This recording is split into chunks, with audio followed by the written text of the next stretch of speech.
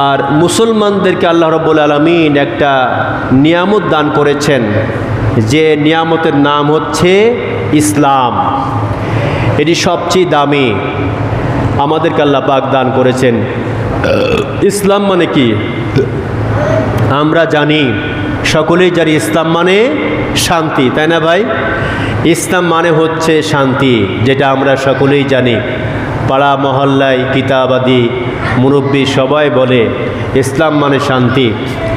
এরপরে দেখবেন যারা রাজনৈতিক বক্তব্য দেয় তারা বলে ইসলাম মানে শান্তি। সকলেই বলে ইসলাম মানে শান্তি।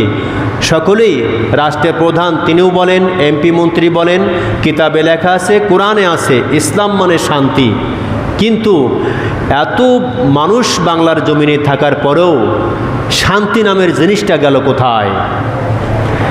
আমরা সকলে জানি ইসলাম মানে শান্তি, এত মুসলমান দেশে, এরপরে শান্তি নাই কেন?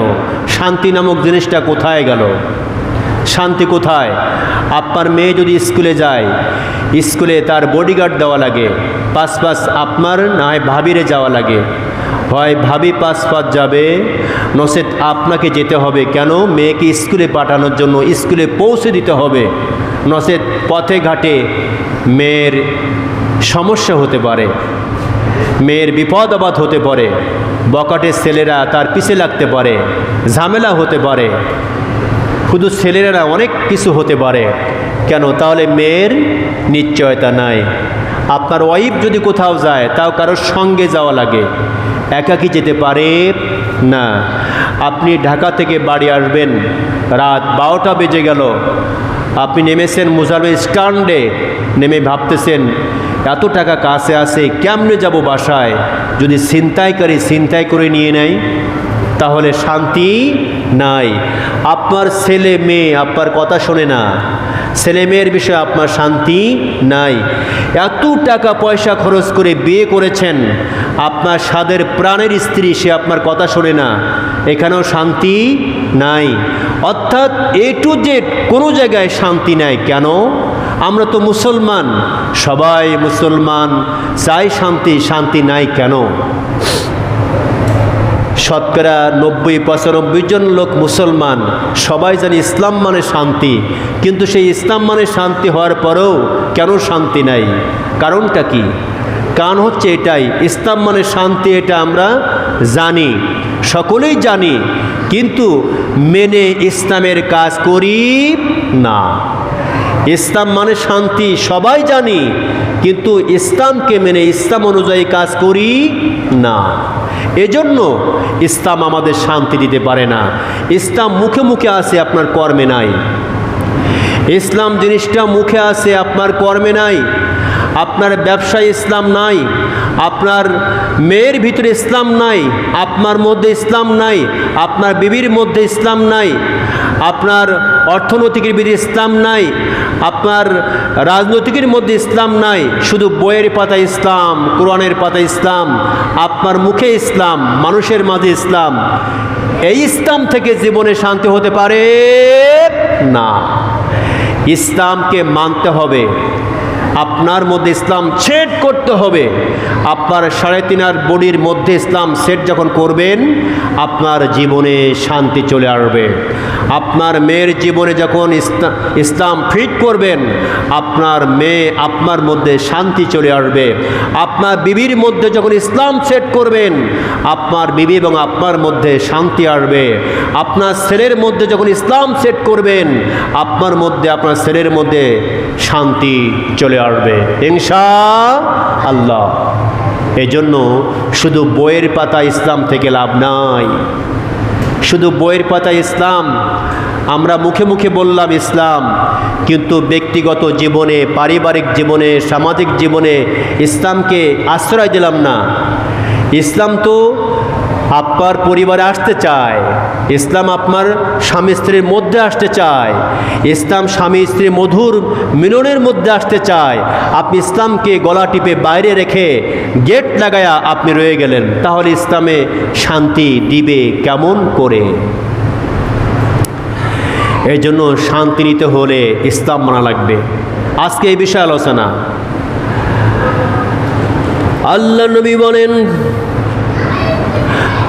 আল্লাহ তাআলা বলেন, আল-ইয়াউমা আকমালতু লাকুম দীনাকুম ওয়া আতমামতু আলাইকুম নি'মাতি ওয়া রাদিতু লাকুমুল ইসলাম দীনা। আল্লাহ রাব্বুল আলামিন 1400 বছর পূর্বে পৃথিবীর শ্রেষ্ঠতম গ্রন্থ, তাম বিশ্বে যত কিতাব আছে, আল্লাহ রাব্বুল আলামিন যত কিতাব দিয়েছেন 104খানা কিতাবের মধ্যে আল্লাহ তাআলা কোরআনকে শ্রেষ্ঠ বানিয়ে তার মধ্যে বলেছেন, দুনিয়ার মানুষ শোনো, আল ইয়াউমা আকমালতু লাকুম, আমি রব্বুল আলামিন তোমাদের জন্য একেবারে পরিপূর্ণভাবে একটা জীবন বিধান পরিপূর্ণ করে দিলাম, সুন্দর করে আমি সেট করে দিলাম। আমি আল্লাহ তাআলা তোমাদেরকে তৈরি করেছি, আমি আল্লাহ তাআলা তোমাদের বানায়া কোথায় কেমনে শান্তি হবে, কেমনে অশান্তি হবে, এগুলো আমি আল্লাহ রব্বুল আলামিন জানি। এই জন্য আমি আল্লাহ তাআলা তোমাদের শান্তির জন্য, তোমাদের সুখের জন্য, তোমাদের সকলের জন্য আমি ইসলামকে সিলেক্টেড করলাম তোমাদের জন্য জীবন বিধান রূপে। তোমাদের জন্য ইসলামকে আমি সিলেক্টেড করেছি, একেবারে কমপ্লিট করে দিলাম ইসলামকে তোমাদের জন্য। কিসের জন্য? তোমরা সুখে শান্তিতে বসবাস করতে পারবে, ছেলে মেয়ের মধ্যে শান্তি, স্বামী স্ত্রীর মধ্যে শান্তি, পিতা পুত্রের মধ্যে শান্তি, অর্থনৈতিক শান্তি, পারিবারিক নীতিতে শান্তি, রাজনীতিতে শান্তি, সকল জায়গায় শান্তির জন্য আমি রব্বুল আলামিন তোমাদের জন্য এই ইসলামকে সেট করলাম তোমাদের জীবনে মানার জন্য। কান সুবহানাল্লাহ। এখন ইসলামকে সেট করা হলো আপনার জন্য। এটা আল্লাহ পাক কখনো গরুর জন্য দেয় নাই, মহিষের জন্য দেয় নাই, পশু পাখির জন্য দেয় নাই, তাম জাহানে শুধুমাত্র মানুষের জন্য আল্লাহ পাক দিয়েছেন। আর ইনসানের জন্য হলো এই ইসলাম। যদি ইসলাম নামক জিনিসটা আপনি আপনার মধ্যে বাস্তবায়ন করতে পারেন, আপনার সংসারে বাস্তবায়ন করতে পারেন, ওই সংসারটা আর সাধারণ সংসার থাকবে না, ওই সংসারটা হবে আল্লাহ তাআলার জান্নাতের টুকরা। কোন সুবহানাল্লাহ। এই সংসার, যে সংসারের মধ্যে ইসলাম দিয়ে পরিপূর্ণ থাকবে, যে সংসারে সর্ব জায়গায় ইসলাম থাকবে, আপনার টয়লেট দিয়ে, বাথরুম দিয়ে শুরু করে রান্না বান্না সব জায়গায় যখন ইসলাম ঢুকে যাবে, আপনার প্রতিটা কর্মে যখন ইসলাম ঢুকবে, ওই বাড়ি, ওই পরিবার সম্পূর্ণ শান্তিতে থাকবে, আল্লাহ তাআলার জান্নাতের টুকরা হয়ে যাবে। যা বাস্তবায়ন করেছেন আমাদের নবী মুহাম্মদ সাল্লাল্লাহু আলাইহি ওয়াসাল্লাম। প্রাণের ভাইরা, এই জন্য আল্লাহ পাক বলছে, আজ আমি তোমাদের জন্য, তোমাদের সুন্দর করে চলার জন্য, দুনিয়া এবং আখিরাতে শান্তি সুখের জন্য আর কোনো পথ ধরার দরকার নেই, কোনো দিক ছুটতে হবে না, শুধুমাত্র একটাই পথ ধরবে, আমি আল্লাহ তাআলা দেওয়ার বিধান আল কোরআন যদি তোমার জীবনে বাস্তবায়ন করতে পারো, কোনো প্রকার অসুবিধা হবে না, অশান্তি আসবে না, শান্তিতে তোমার জীবন পূর্ণ হয়ে যাবে। কোন সুবহানাল্লাহ। এরপরে আল্লাহ পাক বলছেন, ওয়া আতমামতু আলাইকুম নি'মাতি। আল্লাহ তাআলা বলে, বান্দারে আমি রব্বুল আলামিন তোমাদেরকে নিয়ামত দিয়ে পরিপূর্ণ করে দিলাম, তোমাদের জন্য আমার নিয়ামত পরিপূর্ণ করে দিলাম। আপনার বাড়ি, আমার বাড়ি, সকলের বাড়ি, প্রধানমন্ত্রীর বাড়ি, একজন ভিক্ষুকের বাড়ি, সকলের জন্য, সকলের বাড়িতে যা যা প্রয়োজন, একজন মানুষের যা যা প্রয়োজন, সকল সব কিছু দিয়া আল্লাহ রব্বুল আলামিন বললেন, আমি তোমাদের জন্য যা যা দিলাম আমার নিয়ামত দ্বারা পরিপূর্ণ করে একদম সিলেক্টেড করে দিলাম। আমি আল্লাহ তাআলার কোনো কোরআন নাজিল করব না, কোনো সূরা নাজিল করব না, আর দ্বিতীয় কোনো কিতাব আমি দিব না। এই একটা কিতাব দ্বারা তোমাদের যার যা প্রয়োজন, যে যেমন তার তেমন নিয়ম পদ্ধতি দিয়া আমি আল্লাহ রব্বুল আলামিন তোমাদের সকলের জন্য নিয়ামতে পরিপূর্ণ করে দিয়েছি। যার যেমন যা দরকার, যে বিষয় যা দরকার, সেই বিষয় আমি আল্লাহ পাক কোরআনে দিয়ে দিলাম, পরিপূর্ণ করে দিলাম। দেখছেন আল্লাহ পাক বলছে পরিপূর্ণ। Islam is the complete code of life. একজন মানুষের জন্য যা যা প্রয়োজন সব কিছু আল্লাহ পাক কোরআনে দিয়েছেন, একটু বাদ রাখেন নাই। যা দরকার, যে বিষয় আপনার দরকার, সব কোরআনের মধ্যে আপনি পাবেন। কারণ আলহামদুলিল্লাহ, এত নিয়ামত আল্লাহ পাক আপনাকে আমাকে দিয়েছেন। ভাই, একটা স্বর্ণের টুকরা পথে পড়ে আছে, এখন পেয়েছে হলো একজন লোক, সে বলছে এটা মনে হয় প্লাস্টিক, আপনার পিতল, গুরুত্ব নাই, তার কাছে গুরুত্ব নাই। অনেককে দেখাইছে, কেউ চিনল না। এবার একজন বলে যায়, যে চেনে তার কাছে যায়, নিয়ে গেছে স্বর্ণকারের কাছে।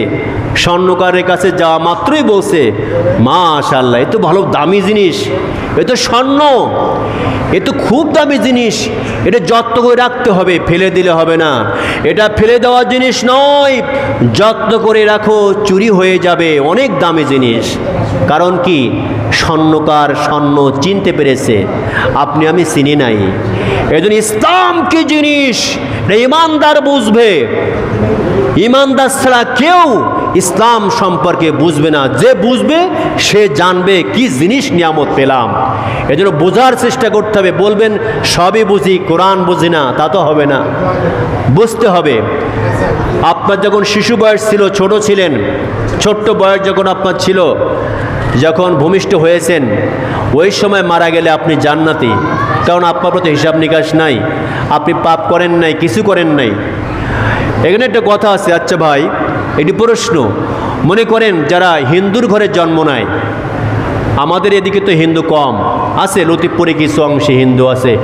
হিন্দুর ঘরে যারা জন্ম নেয়, হিন্দুর ঘরে জন্ম নেওয়ার পর যে বাচ্চা জন্মগ্রহণ করলো, আজকে সকালে একটা বাচ্চা জন্মগ্রহণ করলো, 3 দিন পরে, 5 দিন পরে, 5 বছর পরে সে মারা গেল, ওই সন্তান জান্নাতে যাবে না জাহান্নামে যাবে? প্রশ্ন আসে না ভাই?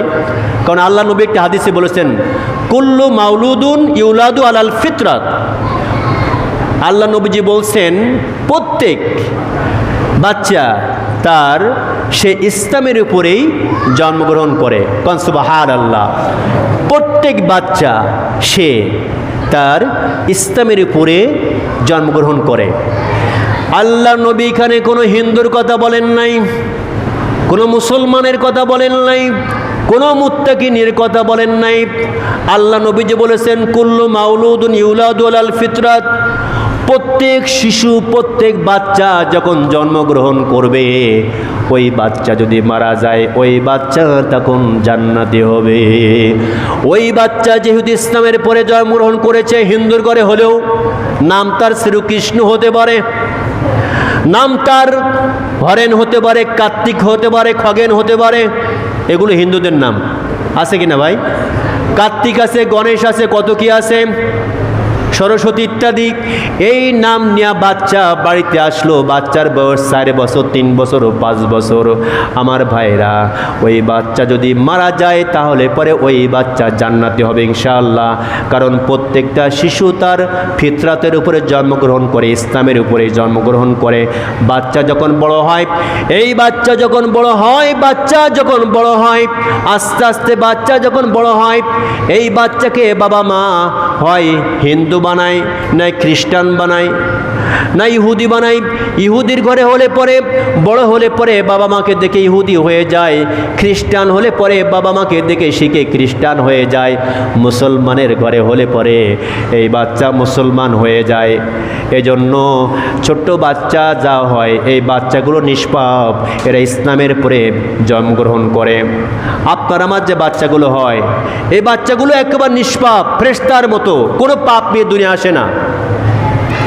এই বাচ্চাগুলো চরিত্র খারাপ হয়ে আসে না, এই বাচ্চাগুলো আপনার ছেলে আপনার মেয়ে, এরা সব চরিত্রবান অর্থাৎ ভালো ফেরেশতার মতো নিষ্পাপ হয়ে জন্মগ্রহণ করে। আপনার দ্বারা আপনার ছেলে বাটপার হয়, আপনার দ্বারা আপনার ছেলে লুচ্চা বদমাইশ গাধা হয়, সে হয় আপনার কারণেই। ছেলের কোনো দোষ না, ওই বাচ্চার কোনো দোষ না। বড় হওয়ার পরে আপনি যেভাবে নিয়ে যাবেন বাচ্চা সেভাবে তৈরি হবে। এটি হচ্ছে এটা কাদার দোলা মতো। কাদা চিনেন তো আপনারা, দেখেছেন, আমিও দেখেছি। কুমাররা কি বানায়? হাঁড়ি পাতিল বানায়। আমাদের এলাকায় আছে কুমার, হাঁড়ি পাতিল বানায়।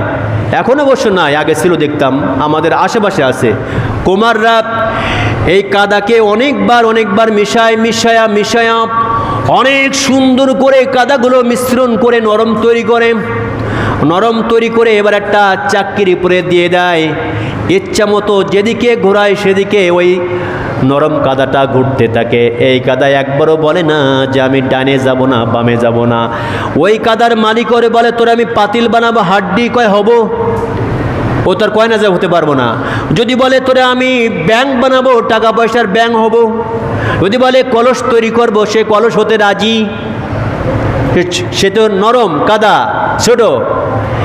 এরপরে যদি তৈরি করার কিছুদিন পর রোদে শুকায়া রং দিয়া এরপরে সুন্দর করে যদি পোড়ায়া পাকায়া লাল করে বাজারে তোলার পরে যদি বাড়ি নিয়ে এসে বলেন, এরে পাতিল শোন, তুই তো আসিস এখন কলস, আমি তোকে পাতিল বানাবো।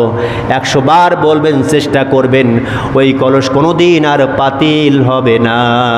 হবে নাকি ভাই? ও তো শক্ত হয়ে গেছে, ও তো বড় হয়ে গেছে, ও তো পাকা হয়ে গেছে। শক্ত পাকা পক্ত কলস আর কোনোদিন হাঁড়ি হবে, পাতিল হবে না। অনুরূপভাবে আপনার বাচ্চা যখন ছোট থাকে, বাচ্চাকে আপনি যা শিখাইবেন তাই শিখে বড় হবে। একবার বড় হওয়ার পরে হুজুরের ওয়াজ শোনার পরে আজকে যে বললেন, এই তোরা আজ থেকে এই পথে যাওয়া বন্ধ, আজ যেতে পারবে না, আপনি খুব টাইট দিলেন, এত টাইট দেওয়া দিছেন, ছেলের মেজাজ হয়ে গেছে গরম। ছেলে মেজাজ গরম হয়ে বাবার পরে তখন আক্রমণ শুরু করে দেয়, কারণ ও তো বড় হয়ে গেছে, ও তো কাদার দলা নাই। এই জন্য বয়স থাকতে আমাদের উচিত হচ্ছে বাচ্চাদের শেখানো কোনটা ভালো কোনটা মন্দ সব শেখানোর দায়িত্ব হচ্ছে আপনার আমার। ইসলামের জ্ঞানে আলোকিত করা তার জীবনটা কর্তব্য হচ্ছে আমাদের বাবা মার। আমাদের এত নিয়ামত আল্লাহ পাক দিয়েছেন, এই সন্তানও আপনার নিয়ামত। শুকর আদায় করি আমরা? করি না। এত টাকা পয়সা আল্লাহ পাক দিয়েছেন, শুকর আদায় করি না। আমার ভাইরা, আল্লাহর পয়গম্বর মুসা আলাইহিস সালামের নাম শুনেছেন। মুসা আলাইহিস সালাম একদিন পথ দিয়ে যাচ্ছে, পথ চলার সময় হঠাৎ করে একজন লোক ডাক দিয়ে বলে, মুসা আপনি আল্লাহর জামানার পয়গম্বর আপনি? হ্যাঁ আমি আল্লাহর পয়গম্বর। কই যান? কয় আল্লাহর সঙ্গে কথা বলার জন্য যাই। কয় আমার একটা আরজি আছে। আরজি কি বলেন? আরজি কি সেটা আপনি আমাকে জানান। বলে আল্লাহ তাআলা আমাকে এত সম্পদ দান করেছে, এত সম্পদ, অনেক সম্পদের কারণে আমি ঠিকমতো যে নামাজ কালাম আদায় করব তাও সময় পাই না, শ্বশুর বাড়ি যাওয়ার সময় পায় না, মেয়ের বাড়ি যাওয়ার সময় পায় না। সম্পদ এত বেশি, এত সম্পদ আল্লাহ পাক আমাকে দান করেছেন, এত সম্পদ আমি তো আর হিসাব রাখতে পারি না। আপনি আল্লাহর কাছে জিগায়েন যে এত সম্পদ আল্লাহ পাক দিয়েছেন আমাকে, এটা কি করলে সম্পদগুলো কমে যাবে? এত সম্পদ আমার আল্লাহ পাক দিছে, এই সম্পদ তো আমি হিসাবে রাখতে পারি না। জামানার পয়গম্বর মুসা, আপনি আল্লাহর সঙ্গে যাচ্ছেন কথা বলতে, আমাকে আমার বিষয়ে একটু জানেন যে কিভাবে কি কাজ করলে পরে এই বিশাল সম্পত্তি আমার থেকে একটু কমে যায়, আমি এটাই চাই। আমরা সবাই কি চাই? সম্পদ বাড়ুক, ঠিক কিনা ভাই? সম্পদ বাড়ুক, কিন্তু বাড়তে হলে কাজ আছে, খালি বাড়বে না। সম্পদ বাড়াতে হলে কিভাবে বাড়লো দেখেন। এবার বলছে আপনি একটু জিজ্ঞাসা করেন যে আমার সম্পদ কিভাবে কমবে, আল্লাহর কাছে আপনি একটু বলবেন। জামানার পয়গম্বর মুসা আলাইহিস সালাম এবার পথ চলছেন, আরও কিছু দূর যাওয়ার পরে এবার একজন ব্যক্তি দাঁড়ায়া মুসা সালাম বিনিময় করার পরে বলে, মুসা আপনি কই যান? আল্লাহর সঙ্গে কথা বলার জন্য যায়। আমার একটা আরজি আছে। কি আরজি বলুন? আমার আরজি হলো, আমি গরিব মানুষ, কি করলে আমার সম্পদ বাড়বে, অর্থ কিভাবে বাড়বে একটু আল্লাহর কাছে জানবেন। আমার সহায় সম্পদ নাই, গরিব মানুষ, জীর্ণ শূন্য ঘর বাড়ি, অর্থ সম্পদ কম, কি করলে সম্পদ বাড়বে একটু জেনেন। তাহলে দুইজন ব্যক্তি, একজন বলে মুসা আমার সম্পদ বেশি, কি করলে কমবে আপনি জানবেন। একজন বলছে মুসা আমার সম্পদ মোটে নাই, কি করলে বাড়বে আপনি একটু জেনেন।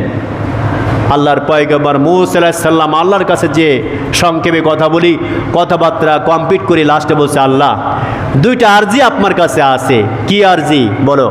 আল্লাহ আরজি হচ্ছে, আল্লাহ আসতে পথে এক ব্যক্তি অনেক সম্পদের মালিক আমাকে বলেছেন যে আমার এই সম্পদ বিশাল সম্পদ, কেমন করলে কি করলে এটা কমবে আমি একটু জানতে চাই। আর একজন ব্যক্তি বলছে আমার তো সম্পদই নাই, আমার সম্পদ কি করলে এই সম্পদ বাড়বে আমি একটু জানতে চাই।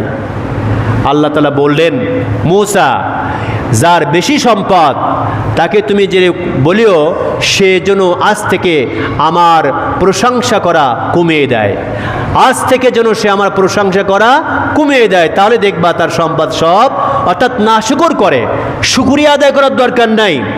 বিশাল সম্পদ তোর দ্বারা আমি দিয়েছি, সে যদি নাশুকর করে, যদি শুকরিয়া আদায় না করে, আমি আল্লাহ তাআলা সম্পদ কমিয়ে দেব, এটা দিয়ে বলে দিব। আল্লাহ 2 নম্বর ওই ব্যক্তির জন্য কি কয়? 2 নম্বর যার সম্পদ কম, ওরে যে তুমি কইও যে তার সম্পদ বাড়ানোর জন্য সেজন্য আমার প্রশংসা করে, সেজন্য আমার শুকরিয়া আদায় করে। তো মুসা আলাইহিস সালাম চলে আসছেন, আস্তে আস্তে আস্তে যখন প্রথম ব্যক্তি মানে দেখা হলো, তখন বলছে, মুসা আমার কথা মনে ছিল তোমার? জিজ্ঞাসা করছো? বলে হ্যাঁ আমি জিজ্ঞাসা করছি। বলে কি হয়েছে? আল্লাহ তাআলা বলেছে তুমি না বলছো সম্পদ বাড়ানোর জন্য? আল্লাহ তাআলা বলছেন যে তোমার সম্পদ যদি বাড়াতে চাও তাহলে আল্লাহর শুকর আদায় করবা। কারণ সুবহানাল্লাহ। লোকটা বলছে কি আমি আল্লাহর শুকর আদায় করব?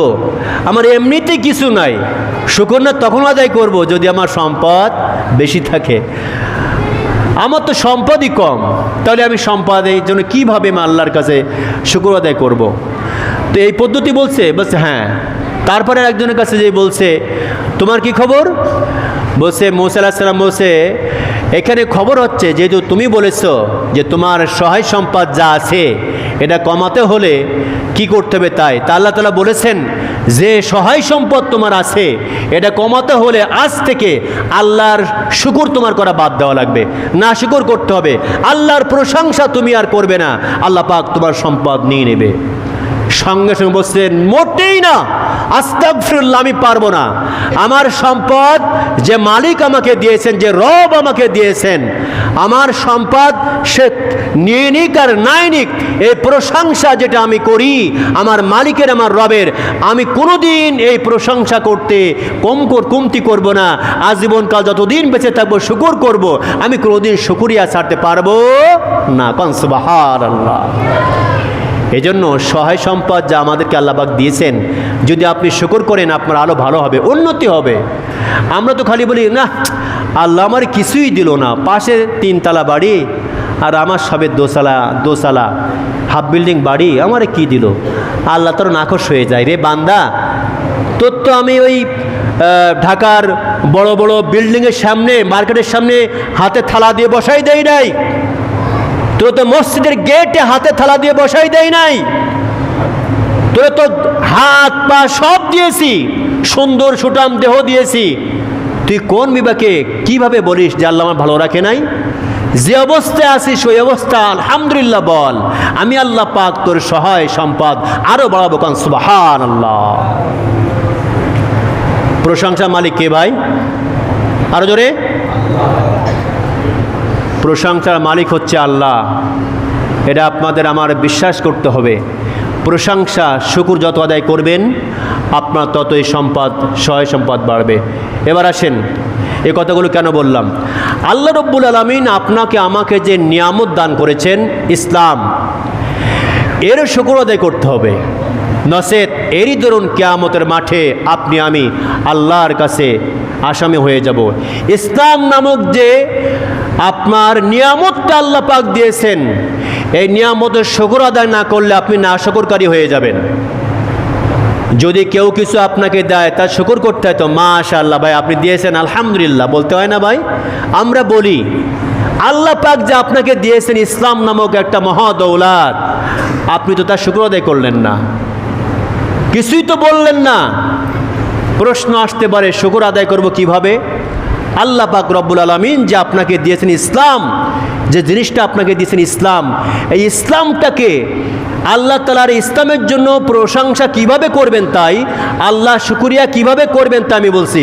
আল্লাহ রব্বুল আলামিন যে ইসলাম নামক মহা দৌলত আপনাকে দিয়েছেন, এই মহা দৌলতের শুকরিয়া স্বরূপ আপনাকে গোটা ইসলামটাকে পরিপূর্ণ জীবনে বাস্তবায়ন করতে হবে। আপনার জীবনে যদি ইসলামকে আপনি পরিপূর্ণ মানতে পারেন তাহলে পরে ইসলামের শুকরিয়া আদায় হয়ে গেল, না শুকর করা হয়ে গেল, কৃতজ্ঞতা প্রকাশ করা হয়ে গেল।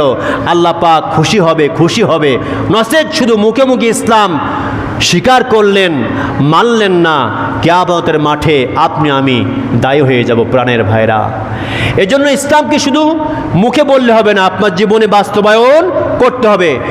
এরপরে আল্লাহ রাব্বুল আলামিন আপনাকে আমাকে এমন একজন পয়গম্বর দিয়েছেন যে পয়গম্বর হচ্ছে তামাম বিশ্বের মধ্যে শ্রেষ্ঠ। আমার ভাইরা 1,24,000 মতান্তরে 2,24,000 নবী রাসূল দুনিয়ায় পাঠিয়েছেন, তার মধ্যে সর্বশ্রেষ্ঠ পয়গম্বর হচ্ছে আখিরি জামানার পয়গম্বর নবী মুহাম্মদুর রাসূলুল্লাহ সাল্লাল্লাহু আলাইহি সাল্লাম। এটা আপনাকে আল্লাহ পাক দান করেছেন, এটা একটা নিয়ামত। আপনি এই নিয়ামতের শুকরিয়া যদি আদায় না করেন তাও আল্লাহর কাছে আসামি হয়ে যাবেন। প্রশ্ন আসতে পারে হুজুর কেমন করে আমরা এর শুকরিয়া আদায় করব? আমার ভাইরা, আল্লাহ তাআলার নবী যে দুনিয়ায় এসেছেন, আল্লাহ তাআলা বলছেন আমি দুনিয়ায় নবী পাঠিয়ে দিয়েছি, তার উত্তম আদর্শ দিয়া দুনিয়ায় পাঠিয়ে দিলাম। আল্লাহ তাআলা বলছেন লাকাদ কানা লাকুম ফি রাসূলিল্লাহি উসওয়াতুন হাসানা। দুনিয়ার মানুষ শোনো, তোমাদের সকলের জন্য, রাজা প্রজা বাদশাহ সকলের জন্য কেমনে তারা চলবে, কেমনে ঘুরবে ফিরবে, তার অর্থনীতি, পারিবারিক নীতি, সমাজনীতি, পরিবারের সকল বিষয়গুলো কেমনে হবে কেমনে হবে না, সবগুলো আমি আল্লাহ রব্বুল আলামিন আমার নবীর মাধ্যমে, নবীর আদর্শের মধ্যে দিয়ে দিয়েছি। আমার পয়গম্বর যে আদর্শ মাফিক করেছেন, তোমরা যদি আমার নবীর সে আদর্শগুলো ধরে তোমাদের জীবনে বাস্তবায়ন করো তাহলে আমি আল্লাহ পাক আমার দেওয়া নিয়ামত পয়গম্বর যে দিয়েছি এই নিয়ামতের শুকর আদায় করা হয়ে যাবে। আমার ভাইরা, আল্লাহ নবী যা করেছেন আপনাকে তাই করার চেষ্টা করতে হবে। আল্লাহ নবী আদর্শ একজন পিতা ছিলেন, আদর্শ পিতা হিসাবে সন্তানের উপরে আপনার নাইনসাফ মবক ব্যবহার করতে হবে, তাদের যোগ্যতা অর্জন করতে হবে, দিনের পথে নিয়ে আসতে হবে। আল্লাহর পয়গম্বর ছিলেন একজন ভালো যুদ্ধে ময়দানের রণকৌশলী ছিলেন। আমার ভাইরা, আপনাকেও তেমনই একজন রণকৌশলকারী হতে হবে, চেষ্টা করতে হবে। আল্লাহ নবী একজন আদর্শ স্বামী ছিলেন, আপনিও আদর্শ স্বামী হবেন। আপনার মধ্যে, ভাবির মধ্যে, আপনার মধ্যে, শাশির মধ্যে যদি গরমিল দেখা যায়, আল্লাহ নবীর সুন্নাহ যদি না থাকে তাহলে পরে আল্লাহ তাআলা যে নিয়ামত দিলেন এই নিয়ামতের শুকর আপনি আদায় করলেন না। আপনাকে আর আপনি ভাই আর আমার ভাবি দুজনের মধ্যে সম্পর্ক থাকবে অটুট, অনেক মধুর ভালোবাসা যা নবী শিখিয়ে দিয়ে গেছেন। এক এক করে অনেক কিছু শেষ বেশ আল্লাহর পয়গম্বর আল্লাহর জমিনে আল্লাহর দ্বীন কায়েম করেছেন। কোন সুবহানাল্লাহ, আল্লাহ সুবহানাল্লাহ। আল্লাহর পয়গম্বর আল্লাহর জমিনে আল্লাহর দ্বীন কায়েম করেছেন। আপনি আমি তো সেদিকে মোটেই যাই না, আমরা এদিকে নাই, যা যা বলে তা সব ঠিক আছে, এই দ্বীন কায়েমের কথা বললেই আমাদের গায়ে জ্বলন চড়ে। এতক্ষণ যা যা ছিল দ্বীন কায়েমের কথায় যাব কেন? আল্লাহ নবী দুনিয়া এসেছেন কেন? দুনিয়ার থেকে সকল প্রকার বাজেয়াপ্ত মানুষের তৈরি করা আইন যা আছে সব বাদ দিয়া আল্লাহ তাআলা দেওয়ার বিধান মাফিক সমাজটা চলবে, পরিবার চলবে, বাড়ি গাড়ি ব্যবসা প্রতিষ্ঠান যখন যেভাবে চলবে সেই বাস্তবতা দেখিয়ে দেওয়ার জন্য, শিখিয়ে দেওয়ার জন্য, এমনকি নিজে করে দেখাই দিয়েছেন। নবী আমাদের জন্য আদর্শ, সে নবীর আদর্শ মাফিক আপনার রাষ্ট্র চালান, আপনার সমাজ চালান, আপনার বাড়ি চালান, আপনার ব্যবসা চালান, আপনি ইসলামকে মানলেন, জীবনও আপনার সংসারে অশান্তি হবে না। আলহামদুলিল্লাহ, ইসলামের জোয়ার বইছে বাংলার জমিনে, কোন আলহামদুলিল্লাহ। এদেশের বুকে যুবকরা এখন জেগেছে, আর ঘুমিয়ে নাই। এদেশের বুকে প্রতিটা জায়গায় যুবক, যারা যুবক এরা এখন স্ট্যান্ডার্ড, অর্থাৎ অত্যন্ত ভালো মজবুত ইমান নিয়ে দাঁড়িয়ে গেছে। ওদের কথা হচ্ছে একটাই, দেশের মধ্যে শান্তি আনতে হলে আর কোনো পথ নাই, কোনো মন্ত্র নাই, একটাই পথ, একটাই মন্ত্র, সেটি হচ্ছে আল্লাহর কোরআন। এই কোরআন দিয়ে তারা দেশ চালাতে চায়, কোরআন দিয়ে তারা সমাজ চালাতে চায়, তার পরিবার চালাতে চায়। এজন্য আজকে লাখো লাখে ঝাঁকে ঝাঁকে ছাত্ররা সবাই বিভিন্ন জায়গায় সব একজোট হয়ে যাচ্ছে, কোন সুবহানাল্লাহ। এতে করে বোঝা যায় সামনে দিন আসতেছে, সোনালী দিন। সোনালী দিন আমাদের কাছে অতি সন্নিকট ইনশাআল্লাহ। এমন পরিবেশ বাংলার জমিনে অতি তাড়াতাড়ি ইনশাআল্লাহ কায়েম হবে, যখন আপনার ছেলে যাবে যেখানে আপনার টেনশন করা লাগবে না, আপনার 18 বছরের মেয়ে যেখানে যাবে আপনার টেনশন করা লাগবে না, আপনি কোটি কোটি টাকা নিয়ে রাস্তায় ঘুরবেন আপনার টেনশন করা লাগবে না। এমন পরিবেশ তৈরি করার জন্য এদেশের ছাত্ররা এখন বর্তমানে একমত হয়ে গেছে। এজন্য দেখছেন সর্ব জায়গায় শুধু তারাই বিজয়ী, কান সুবহানাল্লাহ। এমন দিন সামনে আসবে আল্লাহর রহমতে, যদি আপনারা সেই চেষ্টা করেন। আমারে ভাই, এই চেষ্টা কোনো দল কেন্দ্রিক না, এই চেষ্টা কোরআন দিয়ে সমাজ চলুক, রাষ্ট্র চলুক, কোনো দল কেন্দ্রিক না, এটি হচ্ছে সমস্ত মানুষ কেন্দ্রিক, মুসলিম কেন্দ্রিক। কোনো দলের জন্য এটা একটা সম্পদ না, এটি যে কেউ করতে পারে, যে কোনো দল কোরআন বা কোরআনের রাজ কায়েম করতে পারে। যারাই করবে আমরা তাদের পক্ষে ইনশাআল্লাহ পাক তৌফিক দিক, এবং 5 ওয়াক্ত নামাজ সঠিকভাবে আদায় করি। আর আপনার সংসার থেকে আপনার বাচ্চাদেরকে প্রথম ইসলামের দিকে নিয়ে আসুন। আমাদের সন্তানগুলোকে আমরা দিনের জন্য তৈরি করি, যেন সন্তান বড় হয়ে বাবার সামনে সাহস না পায় জোরে কথা বলার। আপনার আমার সন্তানগুলোকে এমনভাবে তৈরি করি যে সন্তান কিয়ামতের মাঠে আপনার জান্নাতে যাওয়ার ওসিলা হবে। আপনার সন্তান যেন এমন না হয় কিয়ামতের মাঠে জাহান্নামে যাওয়ার ওসিলা হয়ে যায়, এমন যেন না হয়। এজন্য আসুন সন্তানগুলোকে আদর্শবান সন্তান বানানোর জন্য আপনি আর ভাবি, আপনি আর চাচি দুজনেই, আপনার পরিবারে আপনি আর আপনার বউ দুজনে মহাশিক্ষক, আপনারা প্রথম থেকে স্টার্ট করবেন তাদেরকে শেখানোর জন্য। বাবা, এই পথে চলা ভালো, এই পথে যাওয়া ভালো। আলহামদুলিল্লাহ, বাংলার জমিনে অনেক মায়ে বসে, অনেক বোনেরা বসে, যদি আল্লাহ বাঁচিয়ে রাখে তাহলে সামনে ওইখানে দিয়ে দিব, যাতে আমার ছেলেটা চরিত্রবান হয়, নামাজি হয়, পরেজগার হয়, এই জন্য ওইখানে দিয়ে দেব। আলহামদুলিল্লাহ, আল্লাহ কবুল করুক, আমিন।